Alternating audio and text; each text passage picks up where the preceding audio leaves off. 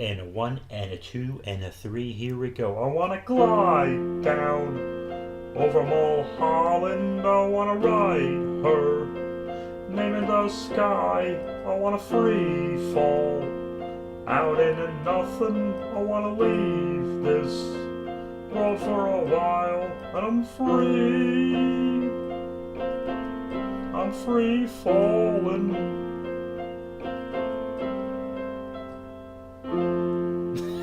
That was preposterous. How's it hanging, you wild savages? What do you say? What do you know? Tip the veal, try the waitress.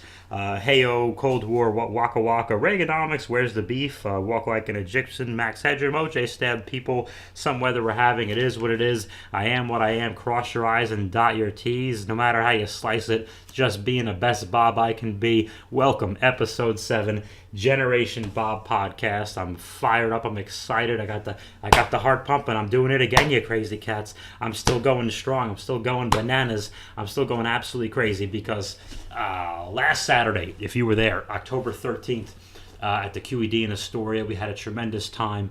We had a packed house with a lot of people laughing at the jokety jokes. I was so happy to host that show, and we're going to be doing it again November 3rd, a Saturday, 11 o'clock. You want to come back. That show happens every Saturday at 11, but if you want to go see Bob, that's when I'll be there, November 3rd.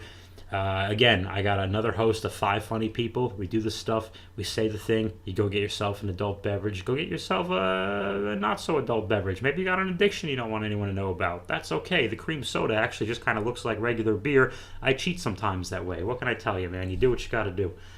Oh, boy. Today we're talking about Tom Petty's album, Full Moon Fever. Good gravy, sweet mother of pearl heavens to Murgatroyd every which way from Sunday. What a great album. Why? Why, Bob? Why is this a Generation Bob album? I don't know.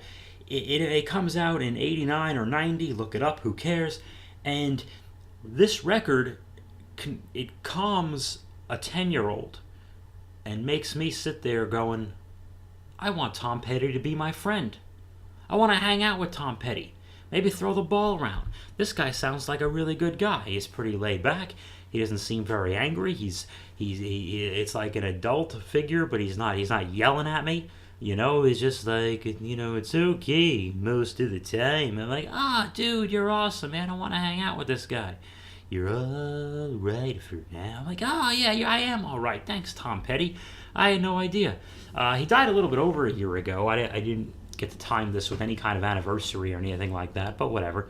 Right away, look at the art. It's got that purple, blue, and gold kind of blending into each other color like an old-timey poster for carnivals or the old pro wrestling shows I used to be in there in Hazleton, Pennsylvania, would offer the Wild Samoan, and we'd all hope that our stupid names would be written at the bottom of the poster, but, if they were, maybe they weren't.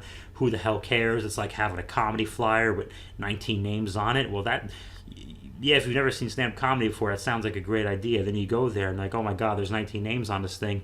We're all going to die. This is a terrible idea. But he made it work because there was nothing else written on it but Tom Petty, Full Moon Fever.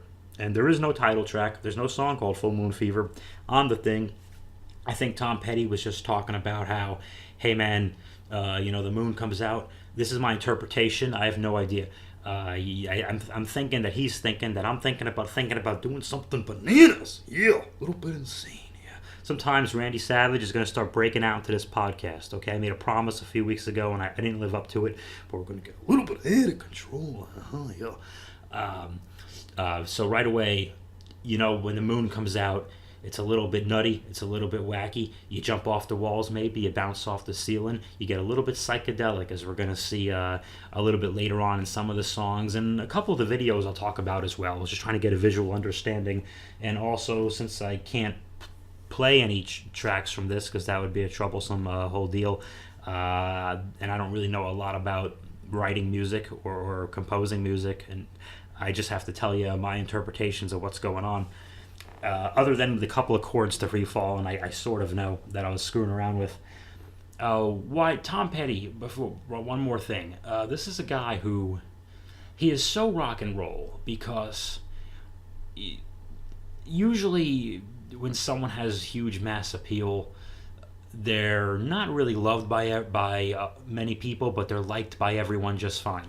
Tom Petty is loved by so many people because Tom Petty has there's rock and roll, but there's some country in him, and there's some hippie in him, and depending on what your own personal vibe is, there's gonna be something with Tom Petty that you're gonna like, and how can you not? This was the first album where he didn't have the Heartbreakers. I'm sure some hearts were broken. Hey, am I right? What do you say? What do you know? Did I say tip the veal, try the waitress already? Have I used all my gags? All my smoke and mirrors, my bells and whistles, you filthy barbarians? You hip to my scene already? You see through me?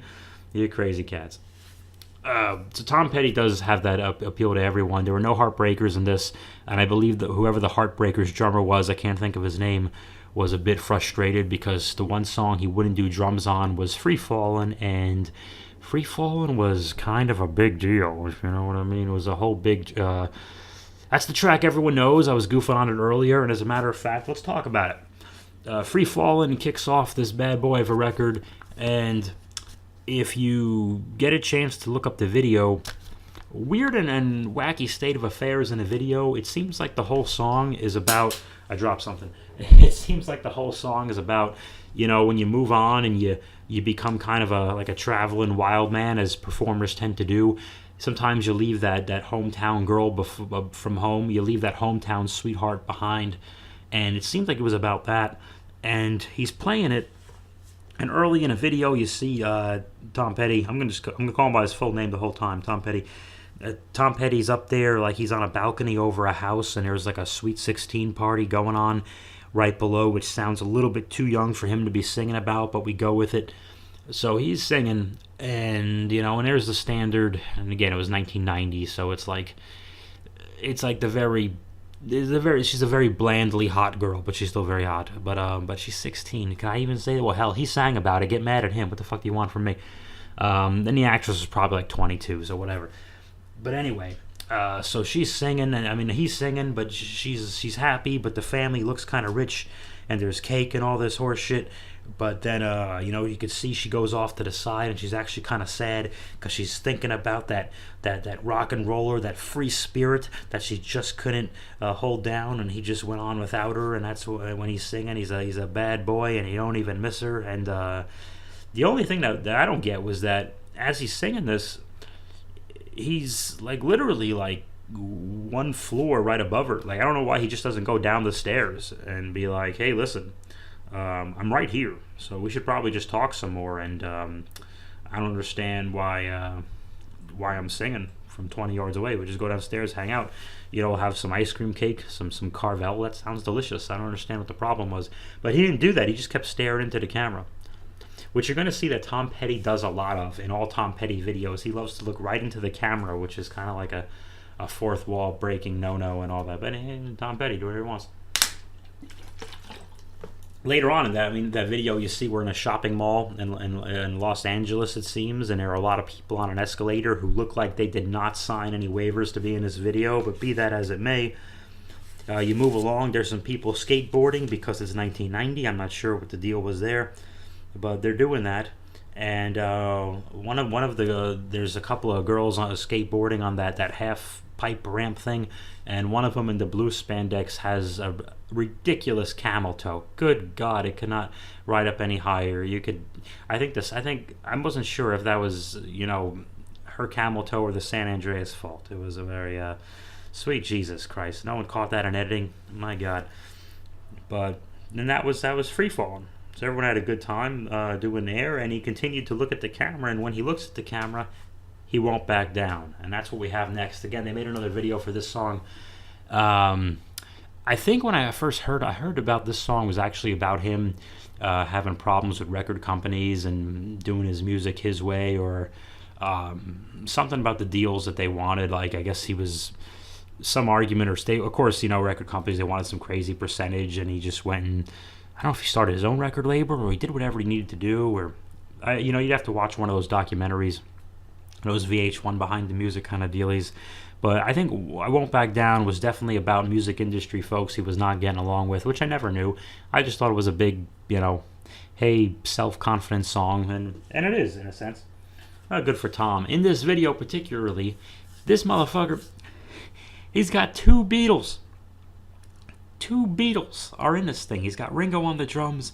He's got George Harrison on a guitar over on his left, just leaning over and singing into the same mic, which is kind of silly because he's got his own microphone, but that's rock and roll, man. Sometimes we should just get absurdly close. Imagine them doing that and only two guys in a room. That would be weird.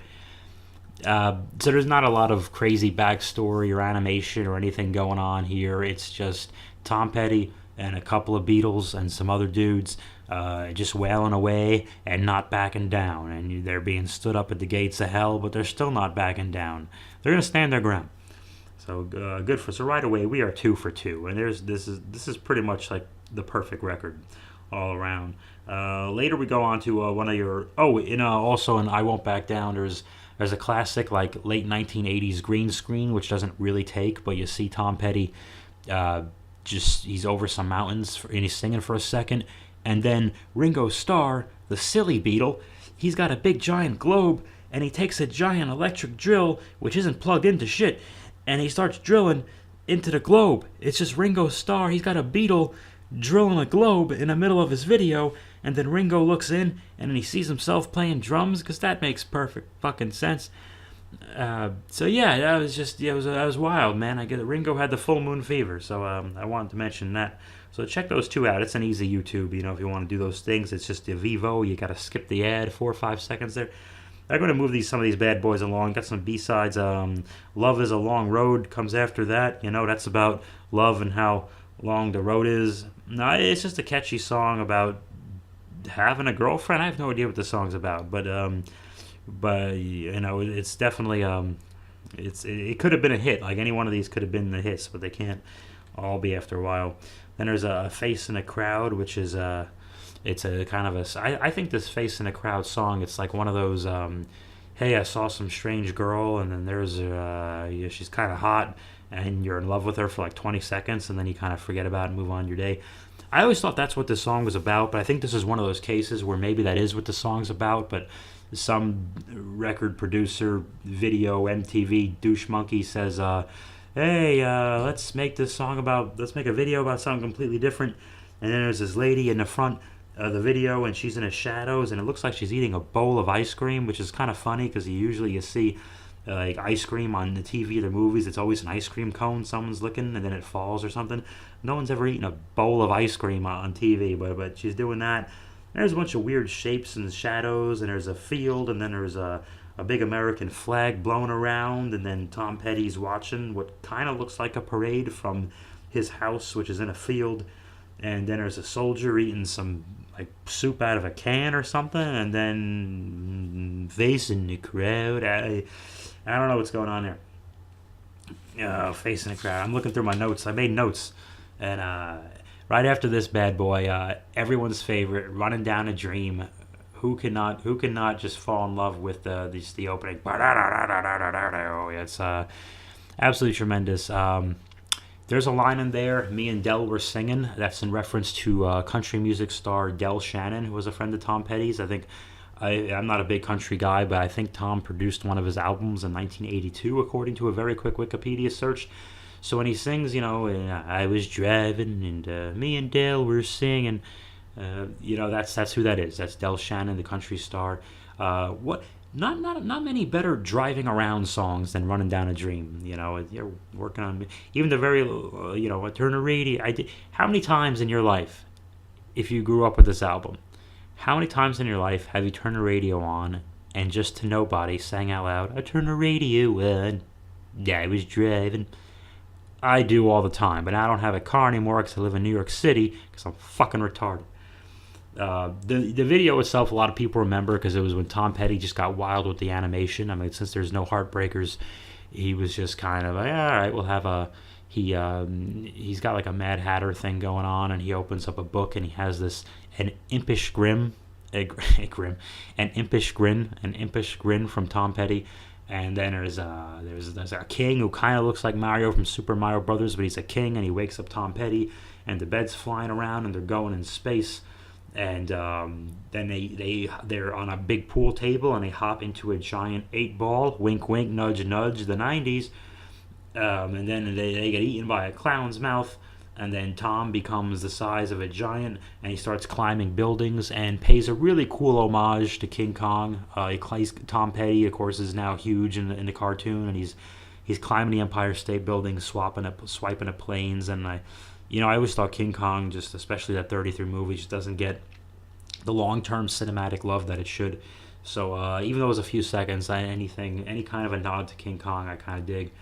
And then there's a whole bunch of more spacey shit. He flies around on on his bed in space, and he grabs onto the Earth, which is now a little globe in the palm of his hand, and he's hanging, and he's waking up, and then he shows up again and live and in living color, and he's got an impish grin once again, and we're running down a dream, and just working on some mysteries, going wherever they lead there.